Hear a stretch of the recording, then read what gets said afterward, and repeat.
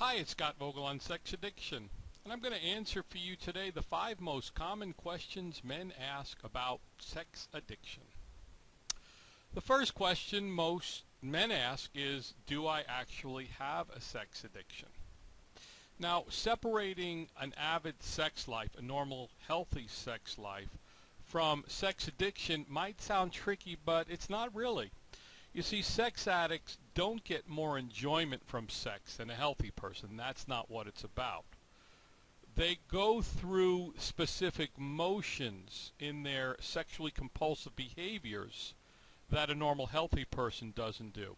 And the feeling of satisfaction that they get afterwards is followed by strong negative feelings. They want more and more and more in order to be satisfied, but the more they chase it, the more they don't get what they want, whereas healthy sex is rewarding, it's done, and there's satisfaction and the person moves on. The sex addict needs more.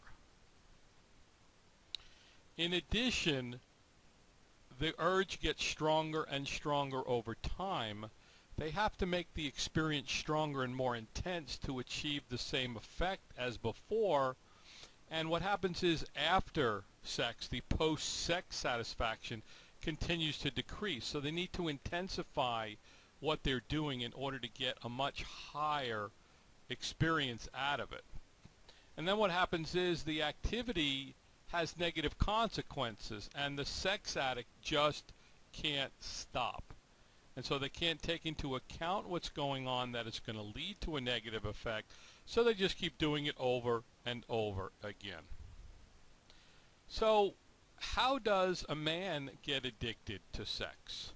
Well, most likely sex was used in the beginning as a coping mechanism. So the person didn't want to feel something, and they went for the feel-good chemicals in the brain, dopamine, and it enabled them to feel better because those chemicals are a reward for things it wants us to do. Our body wants us to eat and reproduce, so it's going to give us those chemicals to reward us. Now, that system isn't perfect, and what happens is sex addicts become dependent on these chemicals like they were alcohol or drugs. And chances are sex was used to cope with difficult times in a person's lives. Addicts report having suffered abuse as children, or neglect, or abandonment, and a lot of times addiction runs in the family as well. Now, this increases the likelihood, so not having a history doesn't preclude you from getting a sex addiction, nor does having these things guarantee a sex addiction. There's just a lot of different factors that go into a person, a man, getting addicted to sex. The next question usually asked is, am I a bad person for having a sex addiction? And the answer is pretty much simple. It's no. It's a disease.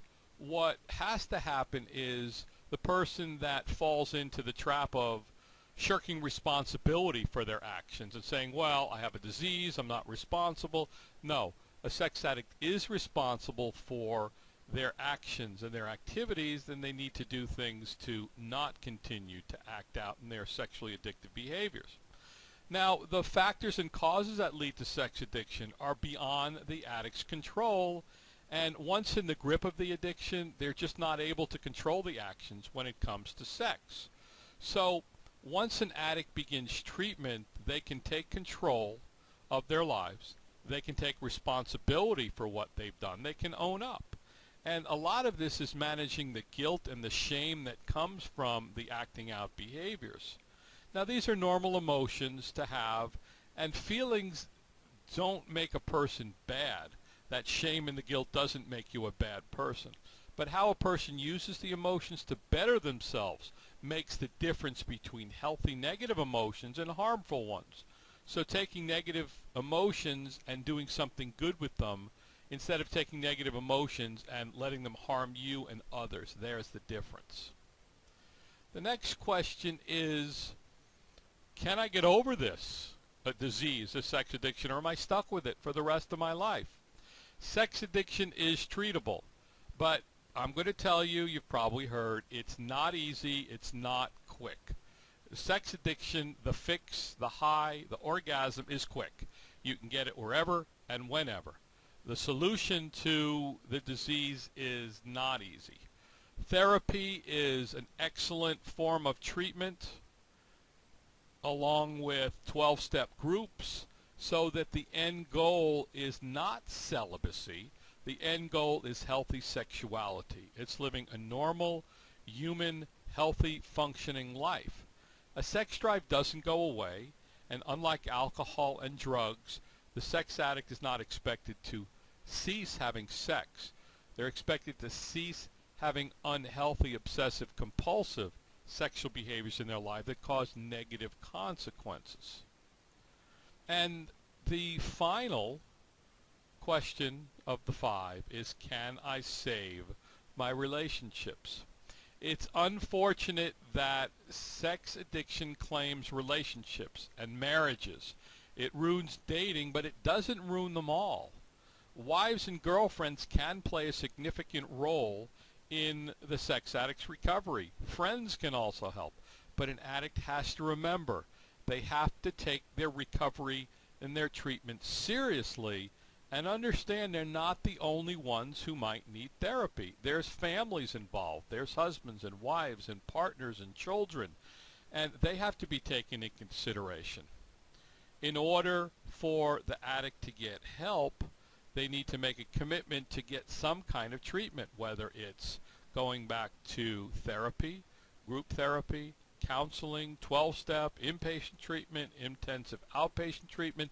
There's many, many options for the person that says, I want help. And it's up to the addict to do the next right thing to see if they can save the relationship. And they can once the family and the spouse and partners understand that it is a disease and it's not done by cognitive choice. So, do I have a sex addiction? The first question. That is where the person basically has to look at is what they're doing healthy or unhealthy. And are there negative consequences involved? Second, how does a man get addicted? It could be from familial background. It could be from basically watching porn the first time, feeling good about it, getting the rush, the high of the dopamine, and then just continuing to do that instead of healthy, normal human functioning. Are you a bad person? No, but you have to own up to the responsibilities of what you've done in your life surrounding your sexually addictive behaviors. Can you get over this? Yes, you can, with therapy and group therapy and 12-step work and a lot of hard work. It's not easy, but it can be done. And can you save your relationships? Yes, you can, with hard work, with recovery, with counseling, with couples counseling, and a commitment to truly recover from the disease of sex addiction. Please visit our YouTube channel on sex addiction for more videos on sex addiction and recovery from sex addiction. You can also visit our blog at onsexaddiction.com, where you'll find a free video explaining what sex addiction is, the 7 symptoms of sex addiction, the 4 faulty core beliefs that set up sex addiction, and the 4 traumas of addiction.